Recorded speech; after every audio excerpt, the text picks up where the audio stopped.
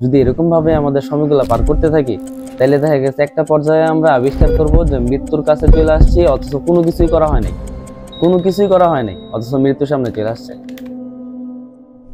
আর আমরা প্রতিদিন যারা প্র্যাকটিসিং মুসলিম, যারা আমরা দিন পালন করতে আগ্রহী, তারা কালকে থেকে করব বলতে বলতে আজকে 5 বছর 10 বছর হয়ে যেতেছে, এখন আমাদের দিনই বিষয়ে কোনো উন্নতি হইতেছে না। যেই রুটিনে আমাদের দিন চলতেছে, যেই রুটিনে আমরা চলতেছি ওইরকমই, যেমন নামাজ পড়তেছি, দাঁড়িয়ে রাখছি, জাস্ট গুড এনাফ। আমাদের যে দিন শিখতে হইব, দিনই বিষয়ে নিজেদের উন্নতি করতে হইব, আমলের ঘাটতি আছে এগুলো আমাদের পূরণ করতে হইব, নতুন নতুন দোয়া শিখতে হইব।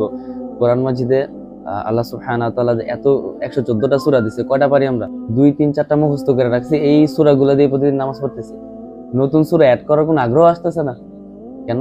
তো এই জিনিসগুলো আমাদের পরিবর্তন করা উচিত। আমাদের উচিত প্রত্যেকটা জিনিসকে ব্যালেন্স করা, নিজেদেরকে ডে বাই ডে উন্নত করা। তো এরকম যদি আমরা না করি, আমরা থেমে থাকি, তাহলে না আমরা দিনই কাজ করতে পারবো, না দুনিয়াবি কোনো কিছু করতে পারবো। দুনিয়াতেও কোনো কিছু করতে হলে আমাদের স্ট্রং স্টেপ নিতে হয়। আমরা যদি আখিরাতের জন্য কিছু করতে চাই, তাহলে আমাদের স্ট্রং স্টেপ নিতে হবে।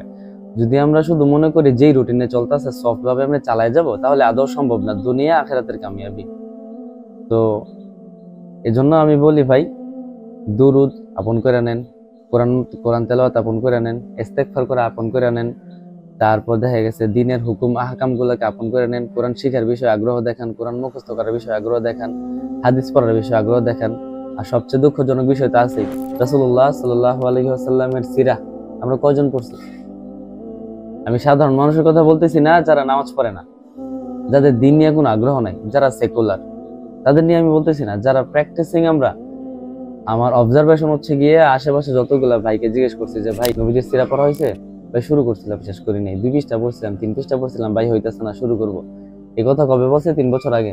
3 বছর পরেও বলতেছে যে ভাই এখনো পড়া হয় নাই। তার মানে আমরা আন্ডার এস্টিমেট করতেছি। আমি আপনাকে গ্যারান্টি সহকারে বলতেছি, আপনি যদি সিরা পড়েন, রাসূলুল্লাহ সাল্লাল্লাহু আলাইহি ওয়াসাল্লামের জীবনী পড়েন, ওনার প্রতি আপনার বর্তমানের থেকে 10 গুণ মহব্বত বেড়ে যাবে। জন্য আমাদের উচিত রাসূলুল্লাহ সাল্লাল্লাহু আলাইহি ওয়াসাল্লামের জীবনী পড়া, ওনার সম্পর্কে জানা, ওনাকে ভালোবাসা। রাসূলুল্লাহ সাল্লাল্লাহু আলাইহি ওয়াসাল্লামের জীবনী পড়ার জন্য আমাদের সবার জন্য বাধ্যতামূলক হয়। আগামী কয়েক মাস পরে যেন আমরা নিজের আলোচনা করি যে আলহামদুলিল্লাহ আমি কমপ্লিট করছি, আমিও কমপ্লিট করছি, আমি অতটুকু পড়ছি, আমি অতটুকু পড়ছি, এরকম যেন আমাদের মধ্যে কথা হয়। যদি এইভাবে আমরা নিজেদেরকে উন্নত না করি, তাহলে আমাদের দিয়ে দিনের কাজ অত দূরের কথা, দুনিয়াবি কিছু হবে না, দিনের কাজ তো আরো আগে সম্ভব না। আল্লাহ তাআলা আমাদের পছন্দ করছে ভাই। আল্লাহ যেহেতু আমাদের পছন্দ করছে, আল্লাহ তাআলা মানে আল্লাহ আমাদের সাড়া দিতেছে, আমরাও আল্লাহকে সাড়া দিতে হবে। আল্লাহ যে আমাদের পছন্দ করছে এর নিদর্শন কি?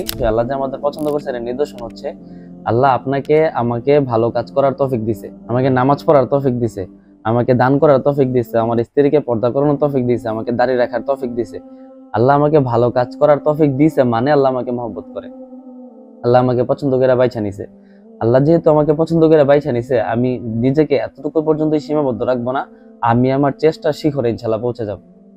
দুনিয়াতে যদি আমরা অতটুকু চেষ্টা করতে না পারি, আমরা যদি নিজেদের ডে বাই ডে উন্নত করতে না পারি, তাহলে এটা আমার দুনিয়ার আখেরাতে ব্যর্থতার প্রমাণ। আমরা যেন প্রত্যেকটা জিনিসকে সুন্দরভাবে গভীরভাবে বোঝার চেষ্টা করি। আল্লাহ আমাদের আমল করার তৌফিক দান করুন।